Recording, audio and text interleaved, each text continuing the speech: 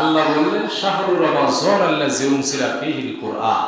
এই রমজান মাসের মর্যাদা এত বেশি, এর একমাত্র কারণ হলো এই রমজান মাসে আল্লাহ কুরআন নাযিল করেছেন। কি করেছে?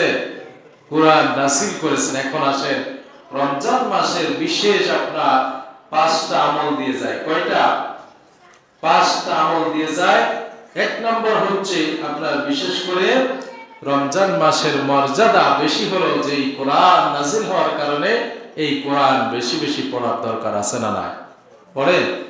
মা বোন যারা আছেন শুনতে পাচ্ছেন, আপনাদের বাসার ভিতরে যাদের কোরআন তোলা আছে, দয়া করে মায়া করে এই পবিত্র মাহে রমজান মাসে কোরআনটা একটু বের করেন ভাই। কোরআনটা বের করে তেলাওয়াত করেন। আপনি 11টি মাস নিজের কাজে ব্যয় করলেন, অন্তত একটি মাস, এই মাসে যারা কোরআন পড়তে পারে কমপক্ষে 1 খতম করে কোরআন শরীফ পড়া উচিত। ঠিক কিনা বলেন? হ্যাঁ, কারা কারা কোরআন শরীফ পড়তে পারেন হাত উঁচু করেন তো দেখি, কয়জন পারেন দেখি একটু। আলহামদুলিল্লাহ, 1 জন 2 জন 3 জন 4 জন 5 জন হাফেজ সাহেব তো আছে, হাফেজ কোরআন। আপনাদের কিন্তু অনেক হাফেজ। হাফেজ যদি বাদ দিই তাহলে তো আমার মনে আছে কয়জন পাইছি, মোটে মনে হয় 7-8 জন। আরে কপাল, 7-8 জন লোক যদি শুধু এতজন মানুষের ভিতরে 120 জন সদস্যদের ভিতরে মাত্র 7 থেকে 8 জন কোরআন পড়তে পারে, হাফেজে কোরআন যারা আছে তাদেরকে বাদ দিলে আপনার 5 থেকে 7 জন অবস্থা ভালো না খারাপ হবে? হ্যাঁ, এই ভিডিও যদি মানুষ দেখে অবস্থা কি হবে আপনাদের? যে এলাকায় মানুষ কোরআন পড়তে পারে না, কি এখন কত সিস্টেম, আধুনিক সিস্টেম বের হয়েছে। ইমাম সাহেব আছে, রোজার মাসে তো একটু সময় দিয়ে কোরআনটা পড়তে পারে, কষ্ট হয় নাকি?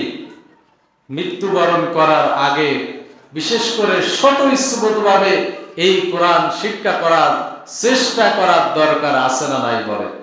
হ্যাঁ, পারবে? কঠিন কিছু নয়, কোরআন কিন্তু একদম সোজা সহজ।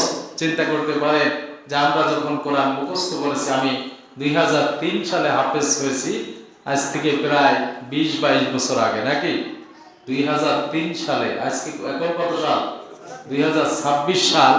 তো আমরা প্রথম মনে করতাম যে মনে হয় অনেক কঠিন, কিন্তু যখন পড়া শুরু করে দিলাম ইনশাল্লাহ প্রথম দিনেই মনে হয় 4-5 পৃষ্ঠা মুখস্থ করে আপনার হেফজ করে পড়া দিয়েছিলাম। সুবহানাল্লাহ।